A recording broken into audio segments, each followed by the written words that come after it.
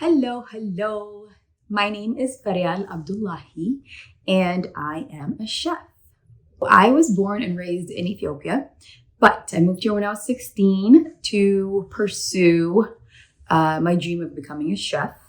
I currently live in Los Angeles, but I have lived in multiple cities since I've moved to America. I've lived in Miami, I've lived in New York City, I've lived in Dallas, and currently I'm in Los Angeles. One of the cool things about being a chef is it allows you to travel and cook for some really cool people. So I wanted to share my journey with you and give you a little bit of insight of what it takes to becoming a chef.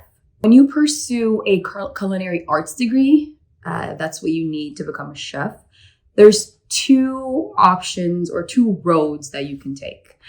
One is a baking and pastry degree, which allows you to become a pastry chef. So these are chefs that make sweets and desserts, and they bake bread. And the other road that you can take is you can become a savory chef. So these are the chefs that make full dishes, such as like the main courses when you go to a restaurant.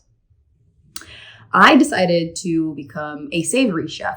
So the degree that I pursued in order to become a savory chef was a culinary arts degree, and I got my associates in culinary arts as opposed to getting a baking and pastry degree. So it took me 2 years to get my associate's degree.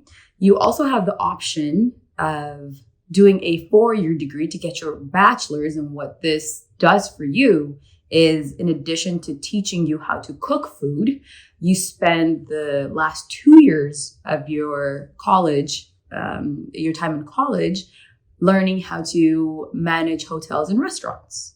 In the 2 years that it took me to pursue my associate's degree, there were so many courses that I enjoyed. When you first get started, they teach you the fundamentals, which is learning how to use a knife, because takes a lot of safety, right? You don't want to put knives in the hands of people that don't know how to use them correctly. So learning how to use a knife, how to chop onions, and all the fun stuff. Learning ingredients. So the basic fundamentals that you need to know in order to make a delicious meal.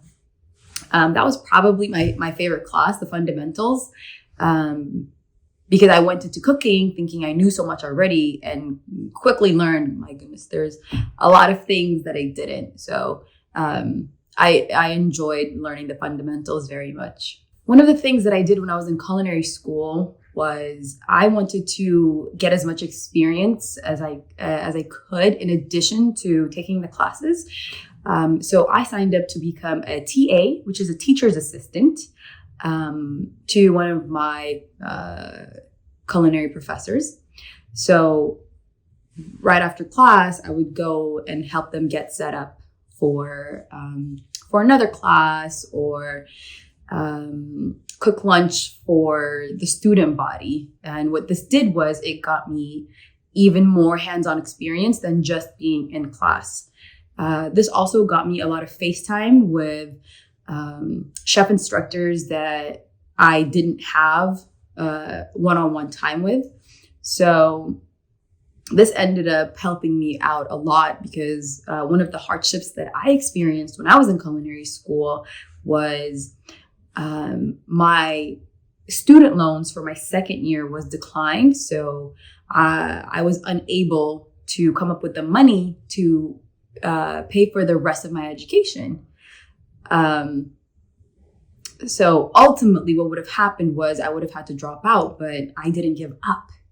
And because I spent so much time on top of going to my classes, because I spent so much time working hard outside of class, my chef instructors noticed this, and they actually ended up building a scholarship. They all got together and built a scholarship just so that I could have enough money to finish out the rest of my school and graduate. they saw how much hard work I put into my classes and how much hard work I put into everything outside of my classes. And they said I really deserved to graduate. So that was a very special experience for me. If you work hard, it will be noticed, and it will be your stepping stool to getting anywhere that you want ultimately. Once I got my culinary degree, I graduated, and the first thing that I did was I wanted to work in the best restaurant in the world. And at the time, this happened to be in Copenhagen in Denmark. So I moved all the way across to Europe, and I worked in a restaurant called Noma, which was noted for being one of the best restaurants in the world. So what that did for me was it opened up all the doors that I wanted after that. So this was an internship, which it was an unpaid internship. So I went and I worked for this restaurant without getting paid. However, what that did for me was those 4 months that I worked for them ended up opening all the doors that I wanted to be opened when I came back to America.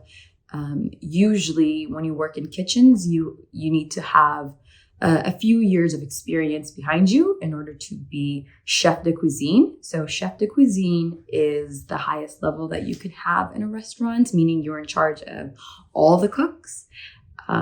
So once I got back to America after leaving Copenhagen, all the restaurants that I was applying at, I was able to apply as chef de cuisine. So all my hard work in culinary school paid off. I was able to work in the best restaurant in the world. And now what I currently do is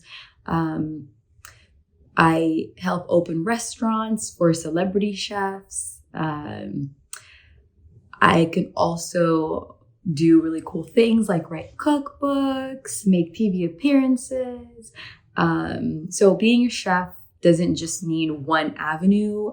Working in a kitchen, it could mean so many different things. It's a very, very fun career, and I would recommend it for anyone.